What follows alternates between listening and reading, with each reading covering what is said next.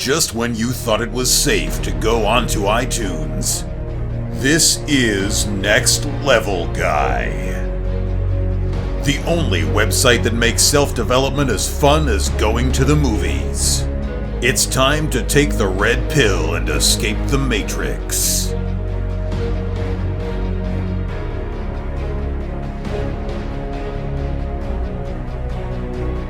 Hello and welcome to another episode of the Next Level Guy Show podcast with your host, Ian Dawson-Mackay. Next Level Guy is a men's interview, interest and improvement website where I interview the greats from all the industries to help others better their lives. Listen to the experts in their respective fields being quizzed and learn something new. Listen, embrace, adapt it, use it and improve. Today's guest is internet superstar Michael Farr, otherwise known as Silent Mikke. He would describe himself as a male internet entertainer, a coach, lifter, and content creator. Mike recently left a massive brand and went his own way, forging his own career, building his own businesses, and creating the life he wanted to live. I was keen to get Mike onto the podcast, as not only was I a massive fan, but I also knew he would have some awesome gems on how you can do this too, and go for your own dreams. He's gone from strength to strength as he's building up his platform and his message, and I know he's the perfect person to discuss this. In this interview, we discuss taking the first step away, overcoming fear, building your own name up, diversifying to find out what suits you best, and so much more. This is different from most interviews with Mike. We move away from lifting and cover an area that I feel few discuss, and I know it would change so many people's lives, and that is building a life on your own terms. A quick word about affiliates before we get to the interview though. As you'll know by now if you're a regular listener, I've built up some great relationships with some awesome companies. This allows me to obtain special discount codes, deals and listener exclusives. Please go to www.nextlevelguy.com/affiliates for further information. You won't be charged any extra, but I will get a small percentage of commission for everything you purchase through my links. All money then put back into helping run and fund this podcast and build it up so we can attract bigger and better guests. If you want to get fit internally and externally, I'd recommend Alpha Brain, and that's a cognitive enhancer from those great guys over at Onnit. They do some amazing fitness equipment, some awesome supplements and apparel and so much more. You really need to check out this stuff. They do kettlebells in the guise of animals and superheroes. And they're also doing a lot of free trials just now of supplements that you should take advantage of. For example, if you go on there, check out things like Alpha Brain, Shroom Tech, New Mood. Some of those things are amazing. Find out what works for you, and you don't even need to commit to a full bag. You can get the wee free trials and see what you think. If you use Next Level Guy, that's NEXTLEVELGUY in the discount code section of the checkout, you'll even get 10% off any eligible items in your basket of great supplements and fitness gear. For other affiliates, I'm particularly loving The Natural, which is a pick-up video guidance course by RSD Max. His aim in that is to help you become a natural woman. I've been reading Ross Edgley's new book, The World's Fittest Book, and I can't put it down at the moment. I've even got a paperback copy and I've got a copy on my Kindle. I like it that much. He covers some awesome advice on training, health, nutrition, and how to build a successful life around everything. He looks at philosophy and tactics that he's used to start swimming around the UK without going on dry land once, and he recently finished it. I also like using my Amazon discount code just now to get Christmas presents and bargains. I've recently bought a Kindle, which I absolutely love, and I use it for every single day. There's so many more other options in there. There's something for everybody. There's great offers from My Protein, Under Armour, The Protein Works, Bulletproof Coffee, MeUndies, Gainbox, Dollar Shave Club, and so many more. I'm always adding them in there, so I'd like you to check out whenever you get a chance. Anything you do purchase through there, you won't be charged extra, but the commissions that I get from these companies will be put back into making the site better. For all of the free trials and special deals, etc., please go to www.nextlevelguy.com/affiliates. Now, let's get to the interview. I hope you had as much fun as listening to this one as I did during the interview. Enjoy. You've gone from somebody that's maybe known for being part of super training to building your own brand, to going out there and being, a successful man on your own terms. So if we take it right back, for those guys who have been living under a rock, maybe don't know who you are, Can you just give a quick intro? How would you describe yourself if somebody didn't know you? Yeah, my name is Mike Farr. The internet knows me as Silent Mike. I'm a coach. I power lift a little bit. I guess I'm a content creator, although that term gets thrown around everywhere nowadays. I like to create content to hopefully inform and teach people on the internet, and also entertain people on the internet. So I do a little bit of YouTube, a little bit of Instagram, a little bit of podcasting, and a little bit of Twitch. I still lift a little bit, although I'm not as competitive in powerlifting anymore. And I'm just kind of your average dude trying to work for himself and figure out this world. No, well, you're doing an awesome job of it at the moment. So, can you tell me a little bit about your upbringing? If you've got brothers and sisters, how because you got into basketball when you were quite young. So, what was the inspiration that drew you into basketball? Was it the team aspect of it, or was it like a future dream to play in the NBA, that sort of thing? Yeah, pretty normal childhood. I was actually just thinking about it this weekend. It was my mom's birthday, so I was hanging out with her all weekend, and I'm a super lucky guy. I'm a super lucky guy, and I know everyone says that, but man, I've been blessed, or whatever word you want to use. I had a great childhood. Both my parents were amazing. They took care of me, and I don't know anything about parenting, but I think they did everything correct. Not meaning that I ended up great, but I think they did the best with what they could have. And so I have one older sister. Yeah, like you said, I played basketball 15 years of my life, basically from as far back as I can remember. I had a basketball in my hand, and then I played a little bit in college before hanging up my sneakers. I don't know what drew me to it. My dad loved baseball. He played a little bit of college football and rugby. He did coach a little bit. He coached a little bit of basketball when I was a kid. I think I was probably in maybe second or third grade, and my dad coached like a seventh and eighth grade basketball team, and so I'd go to practices with him.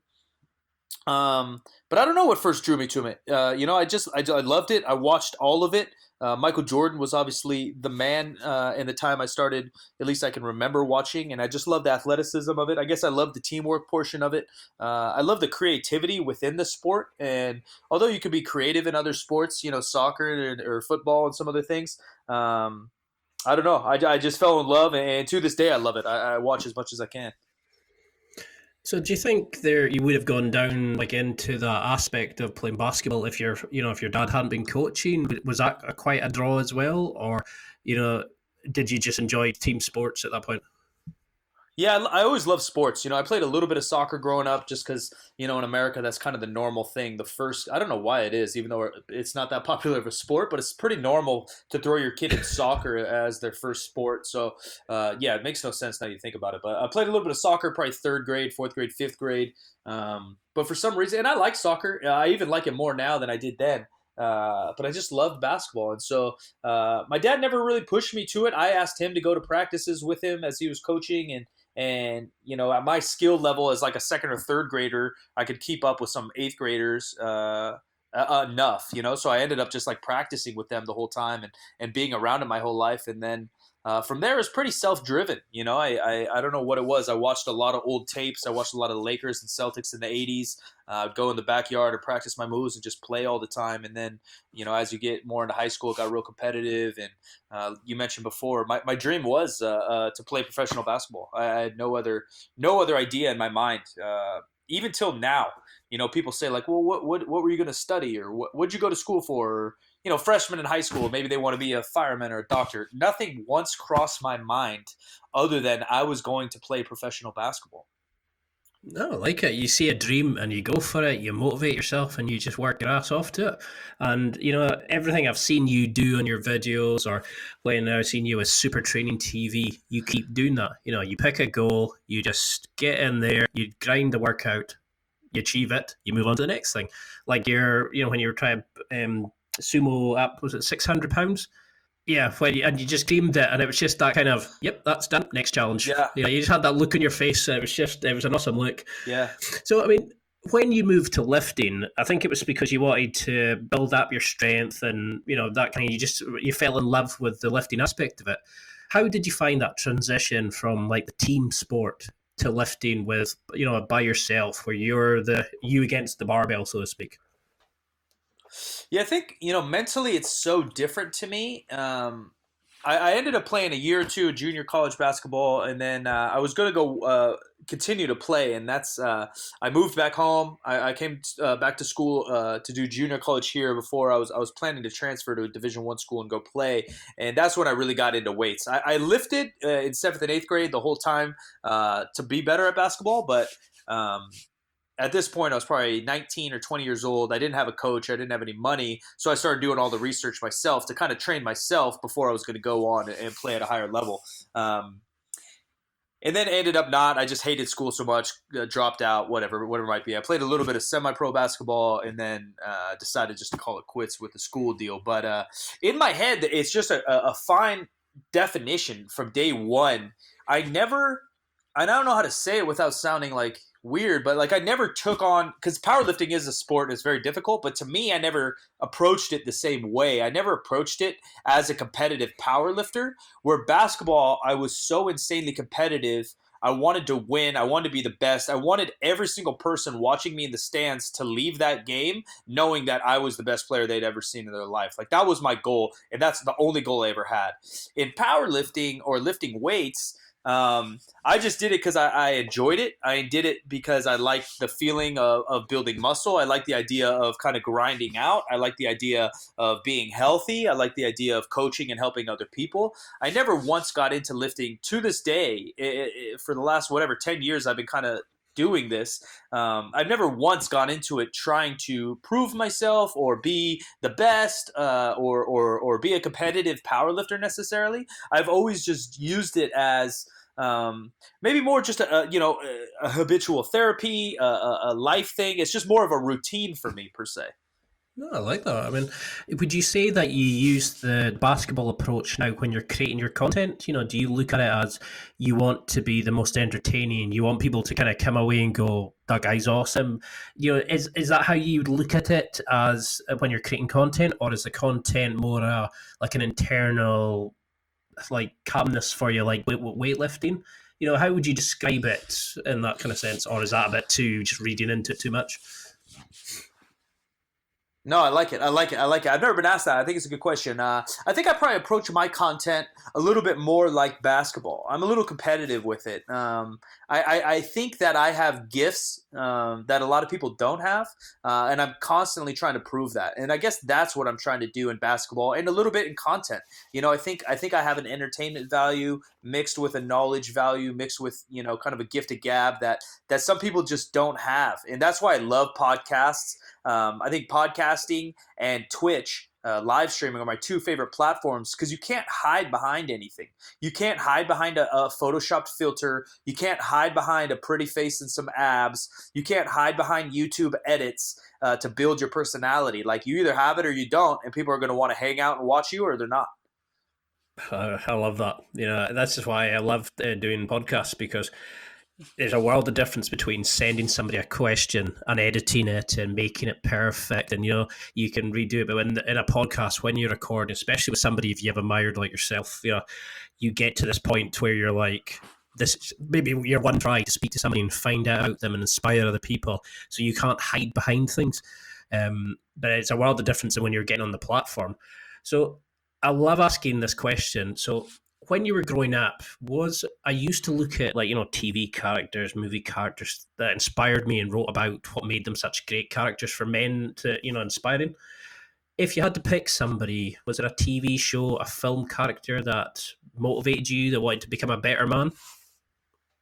I don't know.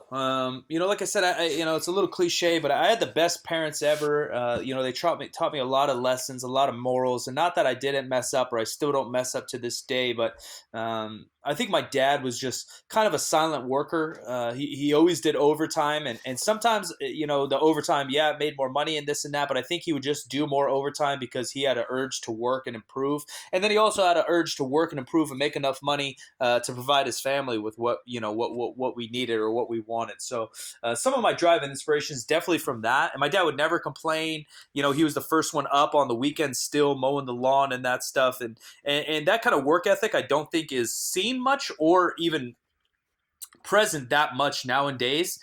People talk about, The Rock or all these other kind of artificial characters being the hardest worker in the room. And not that Dwayne Johnson probably doesn't work hard, but I don't think you're working that hard or that, altruistic when you're throwing it on Instagram all day long. If I have to tell you how hard I work, I'm probably not working that hard. If I have the time to build a whole video telling you about all my businesses and how hard I work, you're probably not working that hard. And my dad was the guy just to put his nose down and work. If I had to choose like a popular, character or something, someone I've always looked up to for pretty obvious reasons, but a multitude of reasons is Muhammad Ali. I'm not a big fan of boxing necessarily, although my great uncle was a professional boxer. I've never really paid attention to the sport, but it was more Muhammad Ali's gift of gab, his charisma, his sense of self-awareness, yet cockiness, yet pure confidence. Kind of confidence to me is knowing who you are and who you're not, as well as kind of all of the political acts and having the cojones to stand up against the U.S. government, which takes a lot of balls to do. So, oh yes, especially in that in that time and being a black guy, when it was very So, I mean, do you think that's what the definition of a good man is somebody like your dad who just gets up, does the work, supports his family, is willing to grind out and do the work? Because I see a lot of guys going wrong nowadays. They want to talk, they want to throw stuff on social media for the likes. Is that where guys are going wrong, do you think? I don't know.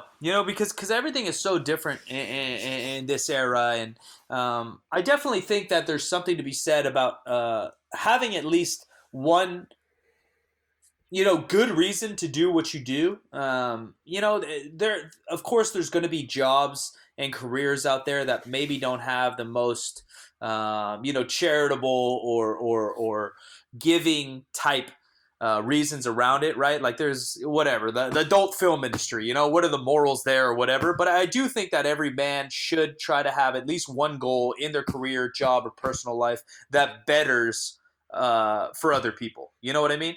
And my dad just I can't even begin to explain it all in one podcast. But he ran a basketball league for a school that had no funding and was too small of a school to play other schools or they just get whomped on. And he basically built an entire league and ran it for 10 years for free. He refereed every game. He opened the gym. He closed the game every winter for 10 years and didn't make a dime off it. He created jobs for other kids that couldn't get real jobs or whatever, so they would run the scoreboard or do stats or whatever, and he'd find a way to pay them. And all those little things that are, not to say he didn't have fun doing it. He loved building communities and he loved the sport of basketball, but I think you should always strive to have at least one aspect of your life where you're doing things for others, or at least have an ultimate goal. So would you say that's is that the thing that makes you get up in the morning and try, keep doing what you're doing? What drives you as a man, per se? Would it be the becoming somebody like your dad, somebody that gives back to the community, somebody that makes life better for other people? Yeah, for sure. In every sense of the word. My dad passed away about 5 years ago, and ever since, the two things that have kind of kicked me and make me get going are one, I got to find a way to take care of my mom and those people that I care about in my life, the people that have truly been next to me and supported me my whole life. I want to give back to them as much as I can, whether that's financially or support, whatever it might be. Friends call me. I try to be there as much as I can, because I think at the end of the day, that's all we really have is our interconnection with people that we care for. And then two is, it's hard to explain, because everyone's on the internet talking about their problems, this and that nowadays. But I've gone through some dark times in my life. I still struggle here and there, where days just literally there's a cloud around my head and I can't get out of bed. And other people, I know there's a lot of other people that deal with those, whether you want to call it depression or anxiety, whatever word you want to fucking throw on it. People have very dark times, and if I can create some kind of content, some kind of reason to at least make you smile, make you laugh a little bit through one of my social media platforms, then I hope I can bring a smile to someone's face. So those are the kind of two things that keep me going in a world that and in a career that's perhaps not going to be around a long time or has no security in it. Well, I mean, from what I've seen of you, your parents have done a fantastic job. You're one of those guys that just seems to be universally liked. When I was researching you, for example, I couldn't really find a bad word about you.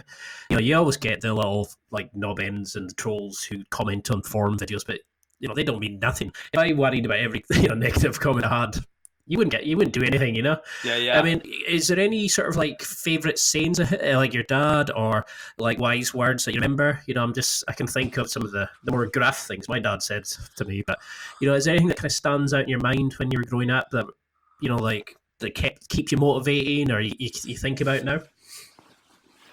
I love a lot of quotes and quotations, and I'll go on the internet sometimes, and sometimes just to share them, but sometimes just read different quotations by different people over the time. There's little things that my dad would joke about, and at the time you're a kid, and my dad, he knew when to discipline us and whatnot, but he would, I think some of his lessons, whether he knew he was doing it or not, almost were like jokes, and so like he would get like fake upset with us anytime we said I can't. And little things like that when you're six are just like, oh, my dad's silly, and I said, like it could be anything. It could be something as serious as, oh, I can't figure out this math problem, and he would yell at us for using that word in his household, or something as, oh, I can't reach the bowl on the top shelf, whatever it might be, and he would joke and kind of yell at us through things like that too, and little things like that I think stick with me, because it's so cliche and it's beaten to the ground nowadays. But at least where I live, America, it has its good and its bad, of course, but literally you can do whatever you want. If it's business, you just got to be a little creative with it, be a little resourceful with it, network with it, find a way, and you can build any company you want. You can build any career you want. You can truly build any life you want. And again, it sounds so cliche because everyone's talking about these things, but my mom moved here from another country when she was in her teenage years, and she found success here being a teacher for 20 years. She sacrificed a lot, I know, leaving her entire family in South America to come up here and build a family for us, and I'm lucky to have that. And so like things like that sit on me a little bit. It's not like I'm waking up every day and I'm fucking punching a punching bag, talking to myself, telling, it's not a movie out here, but things like that pop up in my head, once a month or every other couple of weeks that keep me going like, man, Mike, like you can't stop, right? Like I've been given these gifts and other people have sacrificed for you. So now it's your time to try to put in the work and try to get these done for those people as well. No, I love seeing that, like, the inspiration. You can feel the passion and love and intensity you have for your family and your dad and your mom. So, I mean, can you think back then, what would you attribute, your success in this whole industry? I mean, when you were working with Mark Bell, in your super training, you were very successful. They had a massive brand and a following. What was it that made you think, no, I need to go out and start my own ventures? I need to, was it a message that you weren't able to get out, or was there anything that you could attribute it to, or? Yeah, I don't know. I think the driving reason for me, first, I guess the voice I got and everything was because of Jim McDonald, Jim McD, and Mark. Jim McD came to us. Mark's YouTube was probably at 20, 30,000 followers. Mark didn't have an Instagram. I had an Instagram. It had like 200 people. We had nothing, and Jim said, "Hey, we should probably start a podcast." To Mark, and he said, I think we need one other person, and they ended up choosing me. So again, whether you call it luck or ready for opportunity or whatever it might be, I was in a position, they asked me to be on the podcast. I was 23 years old. I said, yeah, I'm down. I didn't know what a podcast was, and we just grinded away at it. The reason for like leaving or going on my own, I guess at the end of the day, what people don't see, always see, because again, you see highlights on the internet, is I was just an employee there. And I've always had this inner voice and inner confidence that I'm made to do great things. I'm made to go out there and build a path that no one's ever built. And so for me, the end goal is always to be self-employed, to run companies, to do what I want. And as an employee, you can't always do that. It just happens to be that majority of my life is on the internet now. And if I would have worked at Best Buy and left Best Buy after 6 hard years of work, no one would have batted an eye. But since I'm on the internet and I left a job after 6 hard years of work, everyone has something to say about it. So how have you coped with that transition? How have you gone from being probably like no, I don't want to say it like this, but a cog in a established mechanism to building your own engine, if you Yeah, know what I yeah. mean? Like how have you found that transition from being part of that group to make it, to just going on your own? What kind of is the have you encountered certain fears or problems?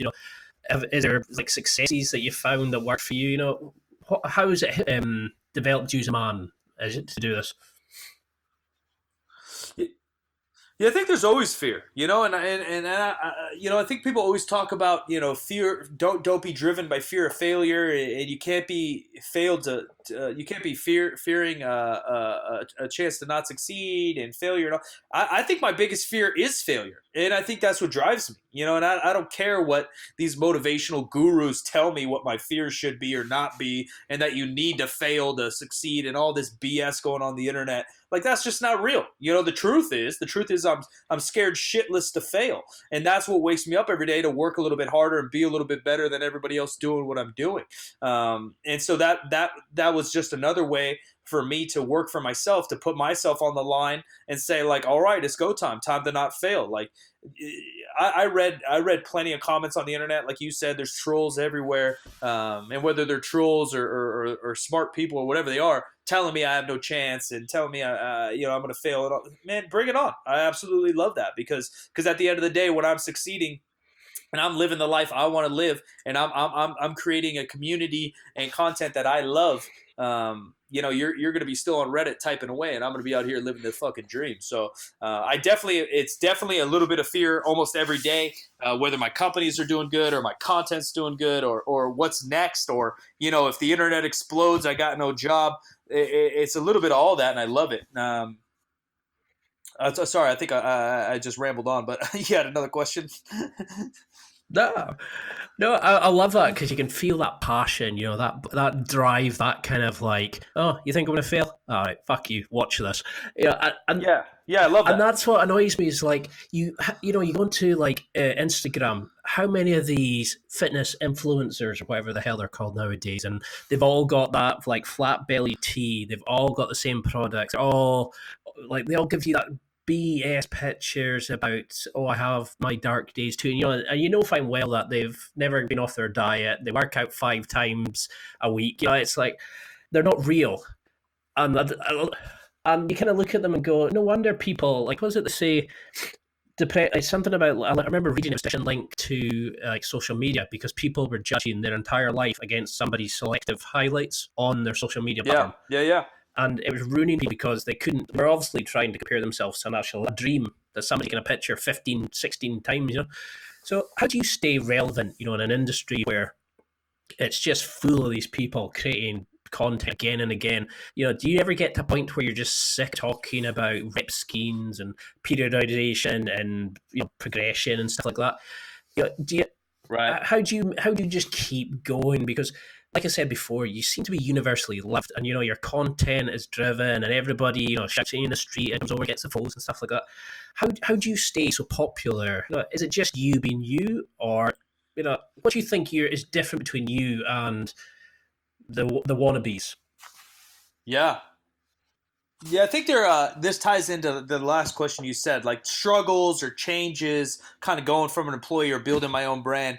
And there's a lot of stuff that goes in my mind because when I started making content, there wasn't, fitness YouTube wasn't really a thing. There's probably like 3 or 4 guys talking about lifting on YouTube. So, when me and Mark and other people started teach squat, bench, deadlift, and talk about periodization and talk about nutrition on the internet, we were one of a few.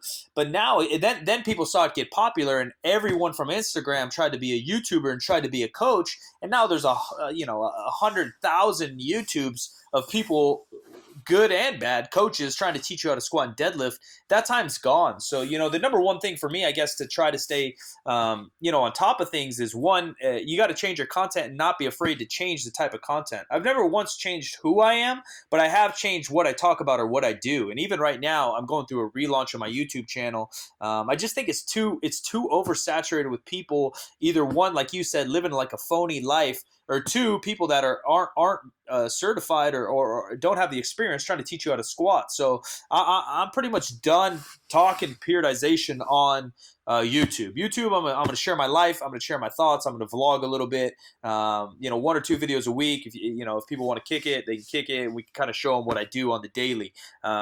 Me and Jim McDee's new podcast coming out is a little bit more instructional. What we're going to try to do is it's called 50% Facts, and that's where we're basically trying to get the experts of experts. Whoever you think is an expert, we're going to get the guy they learned from, and we're going to get him on an episode and try to have them answer one specific question having to do with maybe fitness, maybe nutrition, maybe business, maybe real estate. Who knows where we go with it?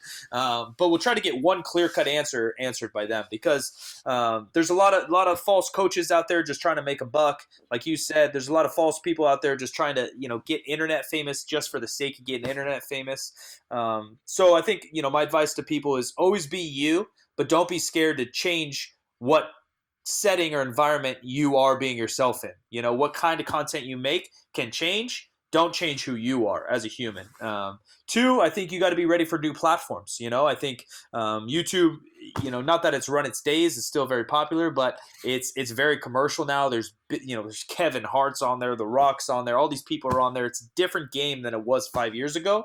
So don't be afraid to go elsewhere. And then, I guess to answer the last bit, how do I stay in it is I don't know. Yeah, maybe people like me, and I don't know. All I can be is me. I can try to be fun and funny because I think that's what the gift that I bring to the world. I think I have a real.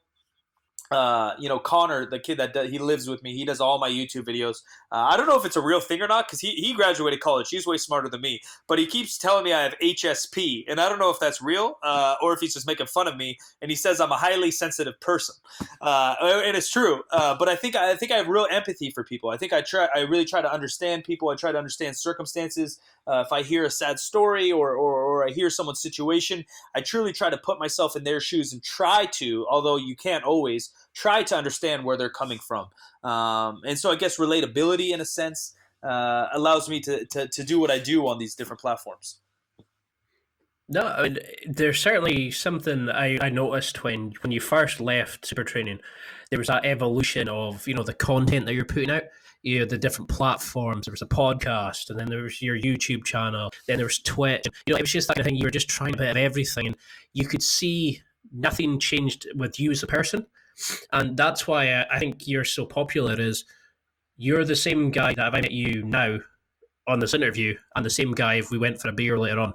There's no fakeness there. You're still the same Mike, or sorry, Michael. That, it's like, whereas I don't always get that, and I think that's why some people are so successful. And like at the start, I thought you were just like another coach guy, but as I got found out more about you and watched some of the videos, and they got a bit more of your personality out in the initial videos, you suddenly started seeing there was a lot more to you than just another meathead, as some people would call them, like. And it's the same with Mark, and it's like you're both so deep, and that's why I think your YouTube videos are so successful, because it allowed the world to see the true you rather than what just goes on in the platform. Like your friendships, your bonding, your teamwork, and like when Mark and you would go off on vacation with the families and stuff like that. It was awesome to see that side of you guys coming out as well, and that's why I think you've become so popular. Appreciate it. So can you tell me a little bit about, what's the main ambition for you at the moment? Like, is it to have your business? Is it to, are you still looking to compete at all? Or are you wanting to just branch this out and find something else to allow you to evolve? Yeah, I think a little bit of both. I've dealt with some back issues for a while that have kind of held me back from doing a full powerlifting meet. I still lift every day, and I go arguably just as hard, or if not harder than I always have. Just the workouts are different. They're a little higher paced, a little bit less barbell, a little bit more dumbbell or machines. Hit it for 45 minutes, hit cardio for 15 to half an hour, and then I'm done. But I'm doing that 5-6 times a week. Feeling good. I did a deadlift only competition last June. I had some back tweaks within there. It just didn't go as I wanted. And so, like I said in the beginning, kind of how I've approached powerlifting is just different in my head. I don't have to compete. Like, and I've talked about this on Instagram, and people take it kind of offensive. I don't know why, because people are so stuck on their identity. But you're not always what you do. You know, yes, I'm a power lifter, but that's not like my identity. I don't go to bed every night saying, thank the Lord for the barbell. Without the barbell, I am lost. Like, the barbell is a piece of metal. It's a great tool for a lot of people. I think powerlifting is a great vehicle for a lot of people to find themselves and to find work ethic and to find discipline and to find a lot about themselves. A lot of self-awareness can be found in the gym and through the grind. But I don't think it hasn't made me. It'll never define me. I will compete again eventually as soon as I can figure out what the hell is going on with my back. But yeah, I just have different goals. You know, I have Kaizen as a company. I have 2 podcasts. I have a YouTube channel. I'm trying to get into some real estate. I have another surprise company that I can't talk about, but it will be launching in 2019. So I think that's my first announcement on the internet. You got the exclusive. We got a new company coming in 2019 that I'm really excited about. It's still in my world. It's in my bag, but it's allows me to be a little bit more creative on the creative side. I went to art school for 12 years. There's a lot of things that I know and I want to use, as well as just, hopefully sharing a good product with the world. So I do have a bunch of goals. Lifting is always going to be part of it. Coaching is always going to be part of what I do. It's built into my my genetics in one way or another. Twitch is another big goal of mine. Like we said earlier, being live or being basically live in a podcast, it's such a different platform, and it's so fun to interact with people on Twitch, to be able to hang out with a group of people every night, play video games, talk shit. It's been a ton of fun. I love that. I mean, it's I love the way that you're finding and you're trying things and you're evolving and you're giving it a try, because you see some of these people who just grind their brand, or I don't like saying brand, their personality into the ground because they never try or take new chances and stuff like that, and I think that's why you're just giving everything a good go. I mean, did you enjoy the podcasting with Mark and that? Is that what got you into Omar into starting your own show? Because I think I read somewhere that you said it was because it wasn't, you talk about things that you're not allowed, you don't really get a chance to talk about in your other brands. Yeah, I love podcasting. I think obviously I got a great taste of it there. We had a run for, I don't know, 3 or 4 years of a podcast that was pretty dang successful over there. And you have real conversations with real people, and they're not on their phone. Even now, you go to dinner with a group of friends, and someone's on their phone or someone's dicking around, or you're just talking about sports, where a podcast is an excuse to have sometimes shallow conversations, but sometimes really deep, meaningful conversations with a variety of people that you would never have a chance to meet or never have a chance to contact. In 1980, if you reached out to whoever, a celebrity or a business owner or whatever, and you asked them, hey, will you come grab coffee with me? I just want to have a conversation with you. They'd probably think you're a psycho. But in 2018, I could potentially reach out to Elon Musk and say, hey, I'm going to interview you for my podcast that's whatever, top 50 on iTunes. Do you have a half an hour to spare to chat with me? And there's a chance it might happen. I mean, Elon Musk is obviously very busy and a reach, but you know what I mean. There's at least a potential to have it. Yeah, because I mean, the world's such a small place now, and it's like you said, you could jump on a computer, fire up Twitch, and you're connected to somebody in India, Pakistan, or South America, or like you'd be sitting in somebody's back, just watching them play a computer game and chatting back and forth, and it's the world of celebrities is so much closer now with social media and all these kind of platforms. It is amazing. It's also scary for stalkers and stuff like that, but Yeah. Twitch is the scariest. There's some crazy stuff happening on Twitch. I don't know if you've heard of like stream sniping or swatting. Oh, is this when they send the police squad to burst in the door or that? Yeah, they'll basically say like, so say you're live right now, and they'll somehow find your address and they'll be like, hey, this guy's at this address and he has a bomb on him. He's gonna blow up his neighborhood, and all you're doing is playing a little Call of Duty on your Twitch stream. But the cops have to take that threat serious, and they'll run in, break down your door, and even other things where people find their addresses. Another streamer, a big time streamer, a couple of weeks ago got his house shot up just because he's a streamer. Like, just the craziest things going on. Man, yeah, that's what they say. It's like you can't take the crazy out of things. There's always going to be that one that just goes a wee bit too far. Yeah. Yeah, serious trolling. There's trolling, and then there's possible police convictions there. Like, so how did you find? How did you find that change from visual content into audio? Did it let that side of you out, the side that maybe needed a voice and you needed just to let it flow, and to just move away from the fitness side stuff for now? Yeah, yeah, I think for sure. The new podcast with Omar is pretty non-fitnessy, and we just kind of talk about anything and everything, kind of trending topics or whatever our guest that we have on, is about. And so that's cool. It's cool. It's cool. I think for the long term, if you want to talk like businessy stuff, I think it's cool long term for my quote unquote brand, for me to be able to display knowledge or skill and conversation and other topics. And then too, like I said before, there's just so much content on the internet, podcasts, YouTube, whatever. If you want to learn how to squat properly, there's probably 100 really good videos, from guys like me and Mark and Omar and Alan Thrall. And there's really good videos if you want to learn how to squat.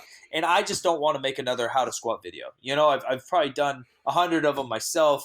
So I'm over it. I'm not over teaching. I always want to teach, and that's kind of, again, why I started this other podcast with Jim McD, is so we can get more in-depth questions and more like definite questions. So hopefully I can learn a little bit and hopefully teach the audience. I'm still always about trying to learn, but there's a certain baseline of knowledge that's just it's there, and we don't need to beat a dead horse. Right, because that's the thing, is there are key concepts that people need to know in that, but it's like squatting, deadlifting, bench. There's still key concepts that are always going to make you better. It depends how you word it and all that. But it's like you're saying with this new podcast, which sounds awesome.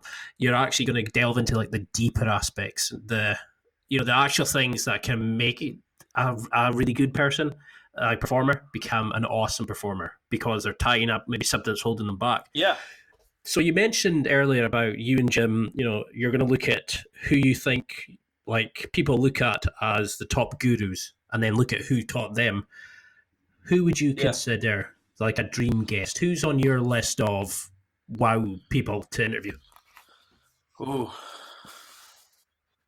Yeah, so, there's multiple ways I come out, and I'm going to ramble a little bit, but there's multiple ways I come out with all my content that I do, whether it's YouTube, podcast, whatever, is I either have kind of a question or a topic, and then I obviously write out an outline on how I'm going to explain it, or the opposite, where I have like, I'm going to be hanging out with so-and-so, and then I reverse engineer the way the question or the content I'm going to make for that individual circumstance or person that I'm going to be hanging out with. I don't know who the top would be, because, in the fit, probably some kind of business guy that I don't even know.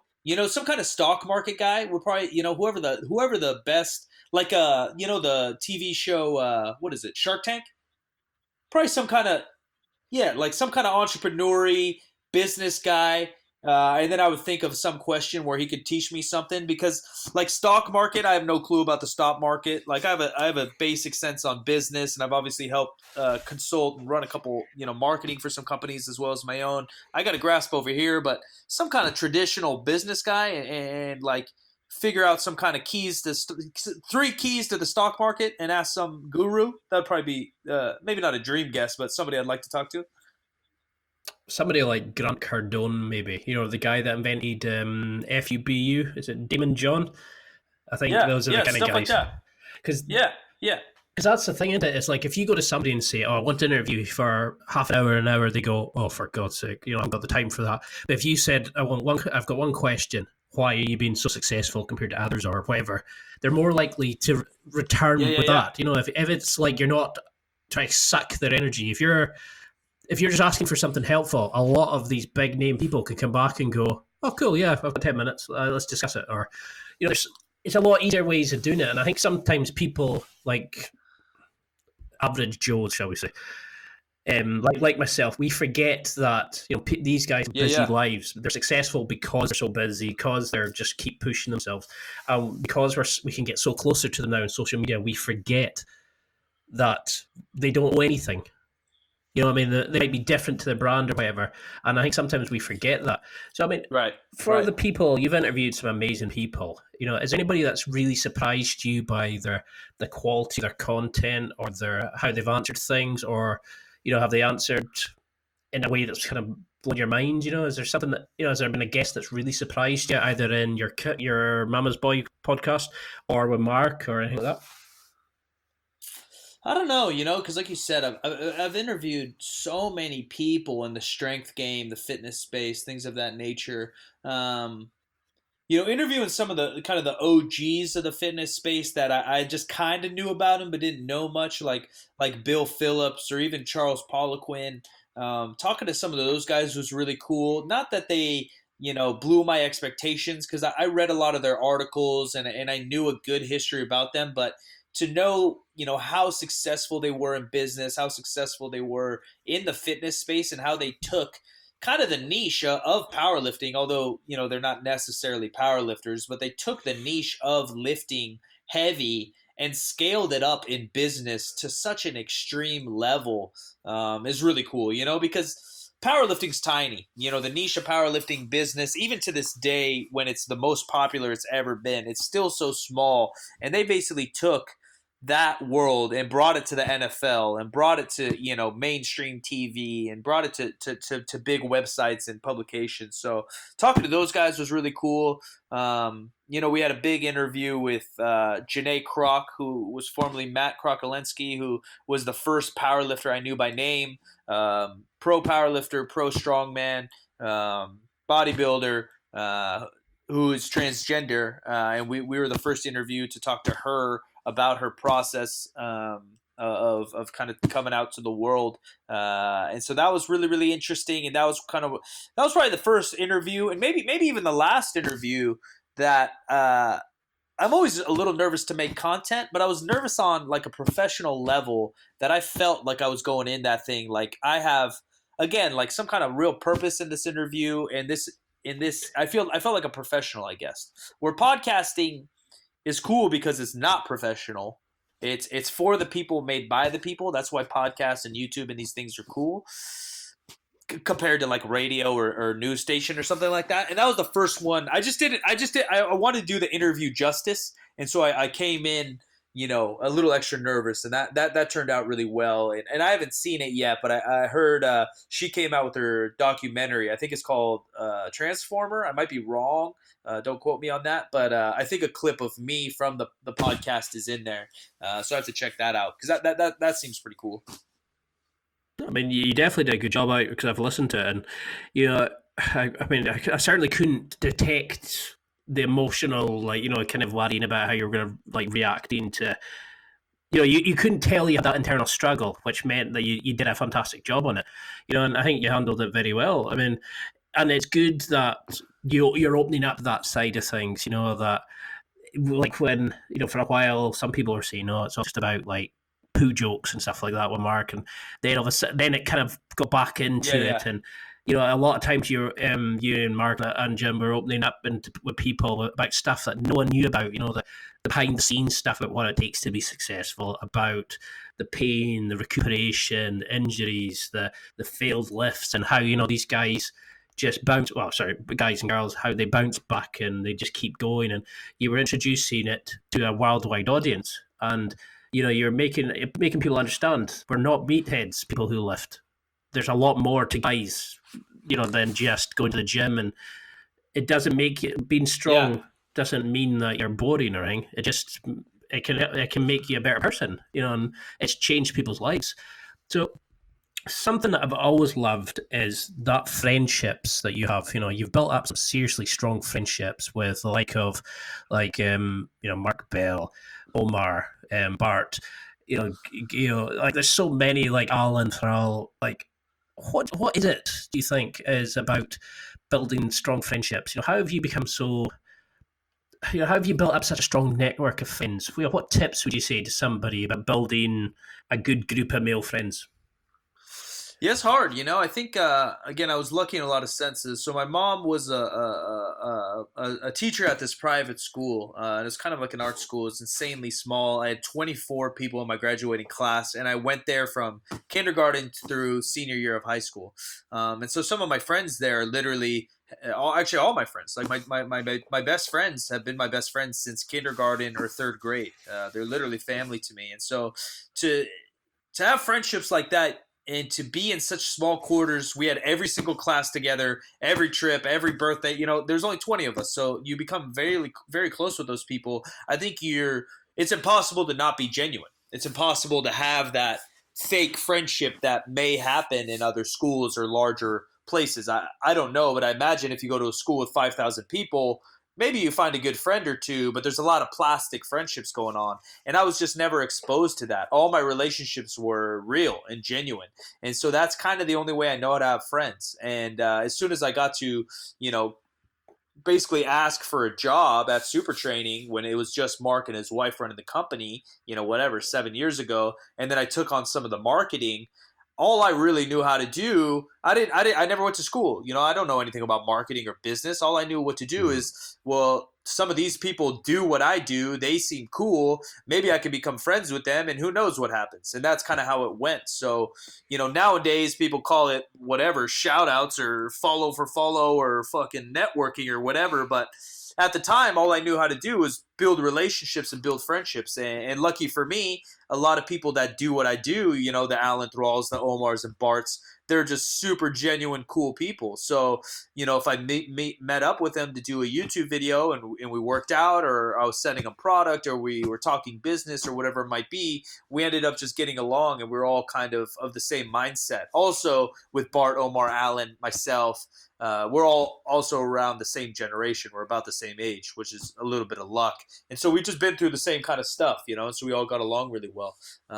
Like you said, that the world becomes really small with social media and the internet. So getting a hold of people is easy. And then if you click, I just do my best to maintain those friendships, to maintain communication and genuinely care for people. There's too many people out there networking and literally just hitting you up when you need stuff. If I had a freaking nickel for every quote unquote friend I had, but that only texts me, emails me, or calls me when they need something from me, I would never work another day in my life. But to build a real relationship, to try to truly care about somebody, to truly try to get to know somebody, it takes effort. But having real friendships and relations is what this life's about.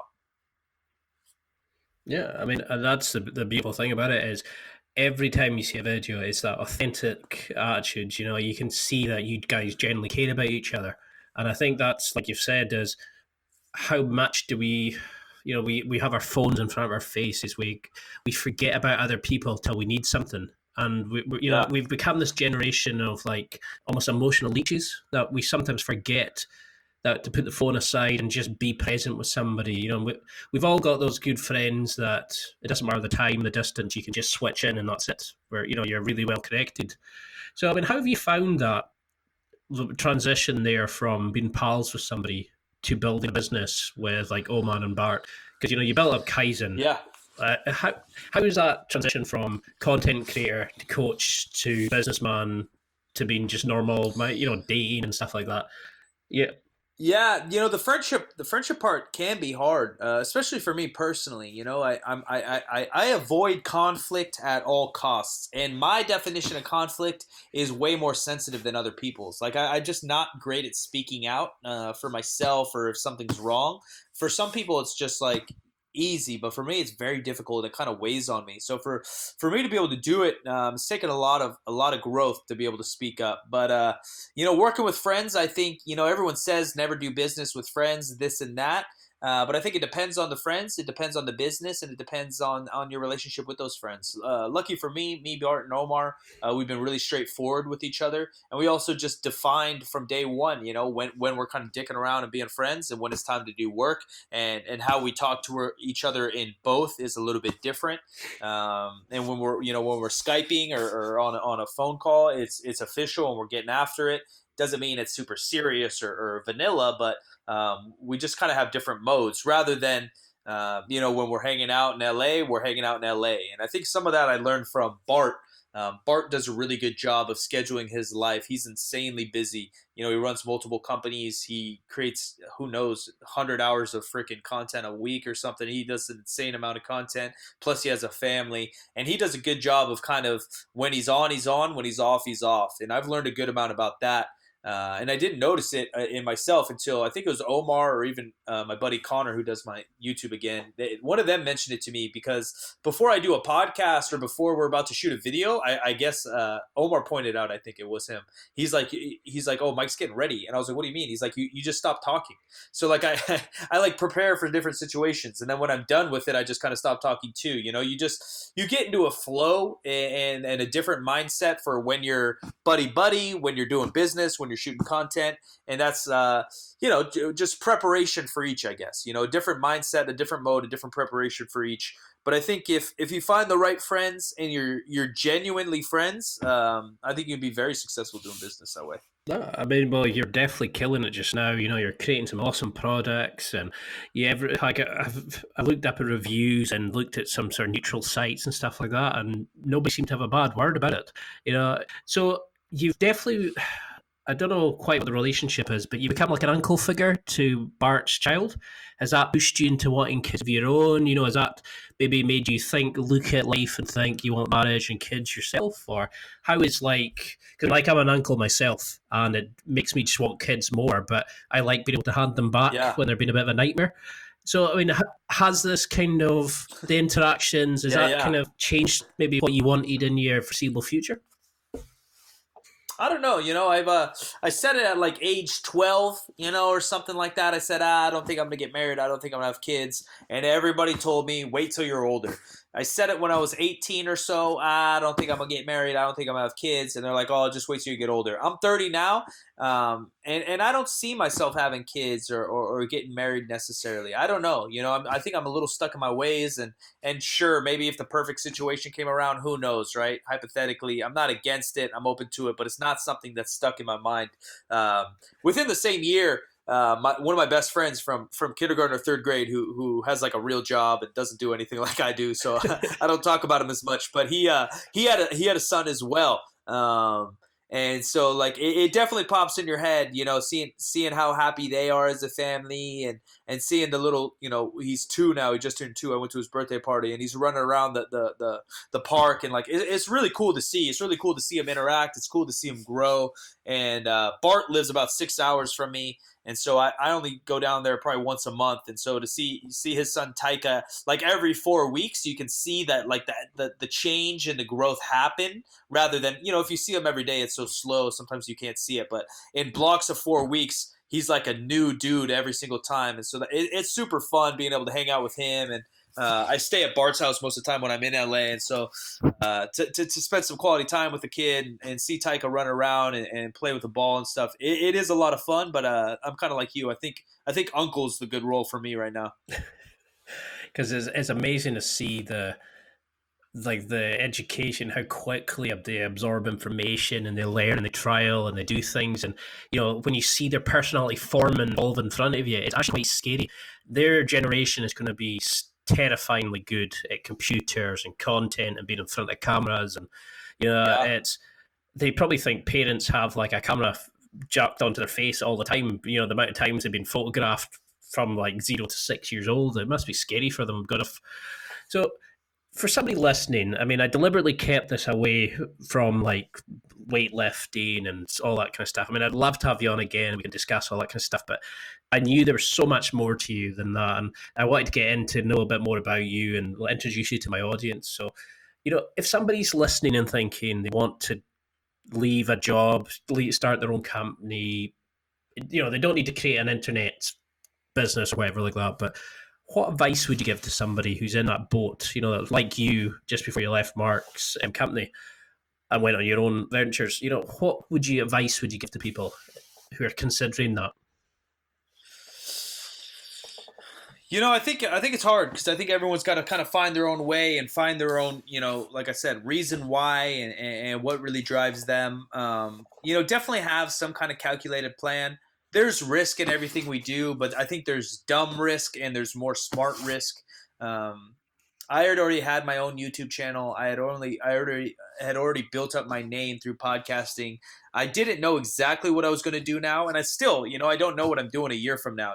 This other company I told you about just started as a casual conversation with some friends, and then now it's coming to fruition. 9 months later. So things pop up.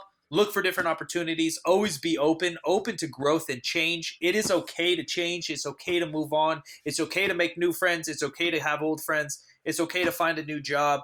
Don't feel guilty. Don't let other people make you feel guilty to change and move and flow through life. That is what is part of life and your own journey. You write your own story, and no one else can write down your own biography. So, I think have some kind of a plan. Be open. Having a fallback plan never hurts. I know at the end of the day, I can always go to a gym and start training people. Hone in your craft and be as positive you can every single day towards yourself and towards others. No, I love that. I think that's what people forget is it doesn't matter if everything goes tits up. You can always come back. You can always use the skills you've got. There's always going to be office jobs. There's always going to be part-time jobs. There's always going to be anything to get them to do stuff. And I think people just need to realize that there's calculated risks and there's stupid risks. But at the end of the day, do you want to be 80 and think, I wish I'd tried that? Or are you going to give it a shot? Yeah. So, it's not everybody listening to this interview to take from it, because I know we're coming up to our time limit, and I've loved every minute, but what do you want people listening to remember about this? What do you want them to, the take-home message? Man, yeah, I don't know. I think there's a lot of people spilling different things on the internet, and you're obviously going to be attracted to some person's philosophy type of thinking or the other, but be as open-minded as you can, and I know that's cliche to say as well, but truly try to soak in different views from everything, from your politics. If you're so into one guy, try listening to the counter guy and give it a true listen. If you're so into one way of training, listen to the other guy. It's okay to change your opinion. It's okay to change your job. It's okay to change who you are. It's all about growing. Being a little bit more self-aware every single day, finding out what makes you tick, finding out ways that you and your gifts can help the rest of the world, I think is what's going to hopefully get us all a little bit closer to happiness in a more united world. I'm thankful to be on here, man. Thanks for giving me a voice. Thanks for the chat. It was a great interview, and I'm excited to come on again and talk some sets and reps and how to get jacked. Just for anybody listening, well, hopefully there's a lot.